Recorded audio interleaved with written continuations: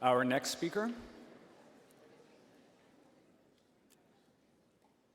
code 314, sizing up our fashion footprint.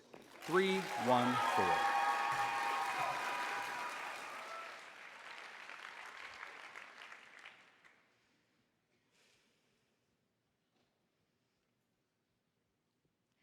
My grandma is an incredible seamstress.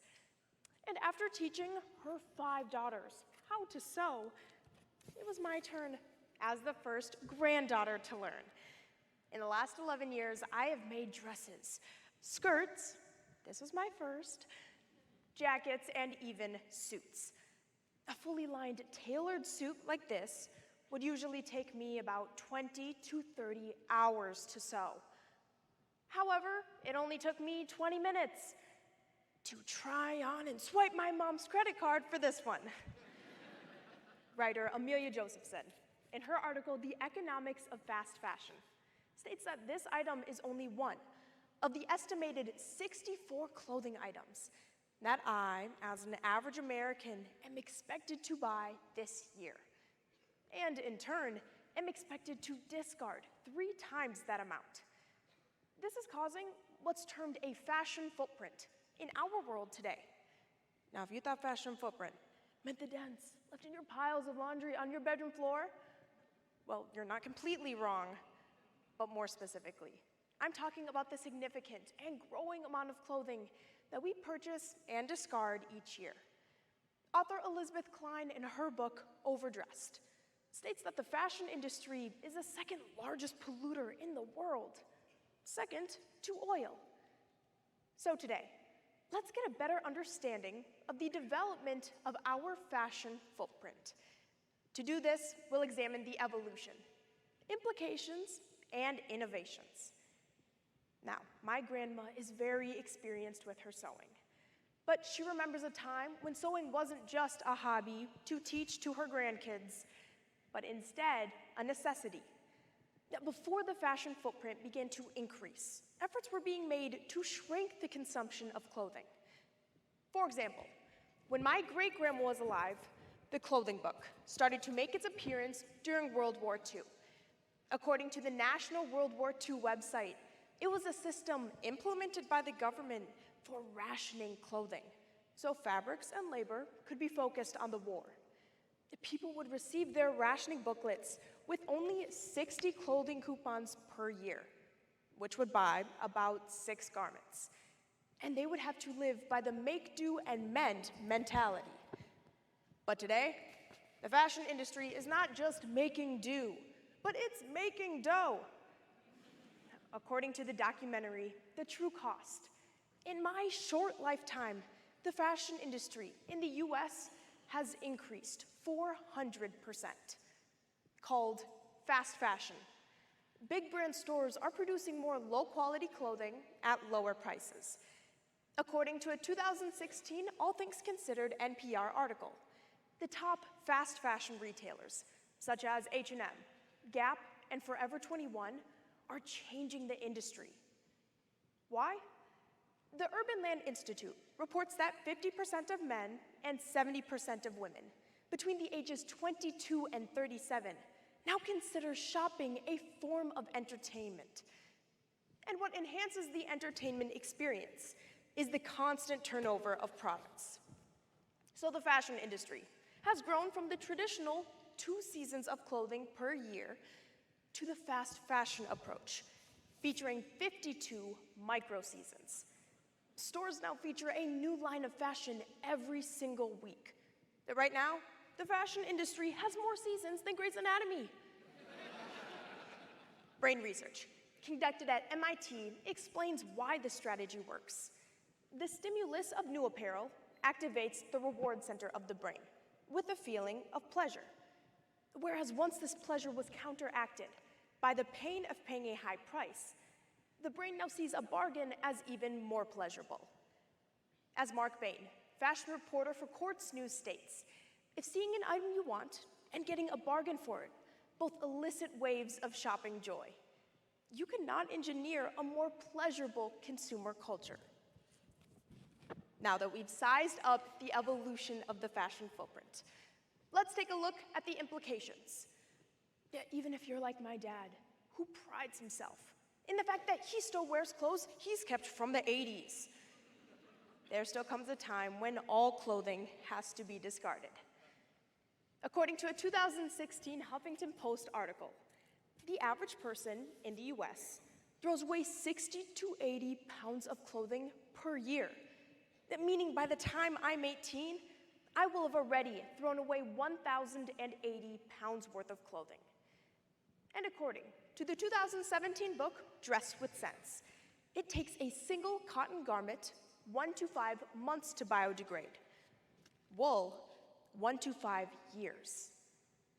Nylon, 30 to 40 years. And polyester, 200 plus years to biodegrade in a landfill. Yet, even when our intentions are good, they still have an impact on our fashion footprint. When donated clothing ends up at places like Goodwill, Salvation Army, or donation bins, they often end up in 120-pound bales, such as these. According to a 2014 article published by The Atlantic, 75 to 80% of all donated clothing is never sold for resale in the US, but instead, either thrown away immediately or baled and sold overseas. Countries where these bales are sold do not have the demand for used clothing. So, instead of it ending up in our landfills, the clothing just ends up in theirs. The amount of used clothing has increased so much that a May 2018 BBC article states, countries such as Uganda, Kenya, and Tanzania have all begun to enforce a used clothing ban. Beginning this year, the ban intends to stop the importing of used clothing from outside countries in order to rebuild clothing markets and textile industries locally. Since the implications are clear, let's take a look at how innovations are addressing the fashion footprint. A movement termed eco-fashion prioritizes the manufacturing and use of environmentally conscious clothing. This is accomplished through new approaches and new products. Now, when it comes to new approaches, Patagonia has been leading the way by reinventing the make, do, and mend philosophy, demonstrated in their Don't Buy This Jacket, a new Patagonia jacket campaign. Instead, they will repair or replace zippers, buttons, and linings on the Patagonia jacket you already own free of charge. They will also take back used garments and turn them into brand new apparel. According to Patagonia's website, since 2005, they have taken back 45 tons of used apparel, repaired and remade these garments, and eliminated 75% of the waste that would normally end up in landfills. Another innovative approach, exemplified by Rent the Runway, satisfies the consumer's appetite for the latest fashions while promoting sustainability. And they're changing consumer behavior on a massive scale that Mother Jones calls it the Netflix of fashion. For a one-time or monthly fee, customers can rent and return the latest fashions, giving clothing a longer service life for more people, which reduces the fashion footprint. Business Insider, August 2018, calls Rent the Runway one of the top 10 companies changing the landscape of consumerism, alongside Uber and Airbnb. And it's working.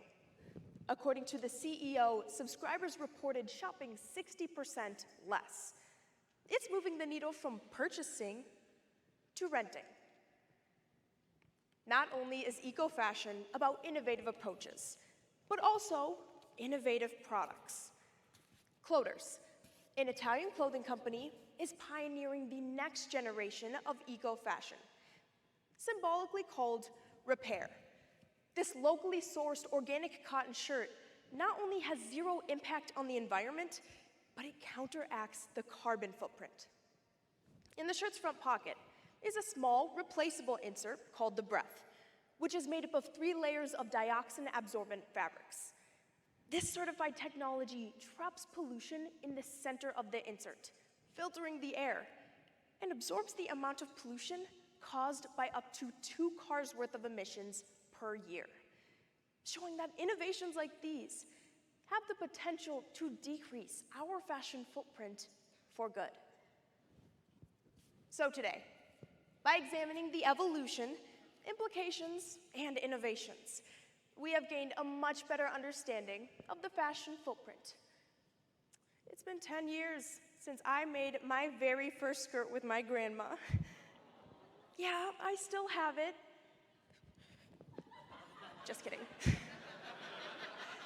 It's been worn by 3 other grandkids, and trust me, my sewing has gotten better. But at least now, with every stitch, that I am more aware of my fashion footprint. Grandma would approve.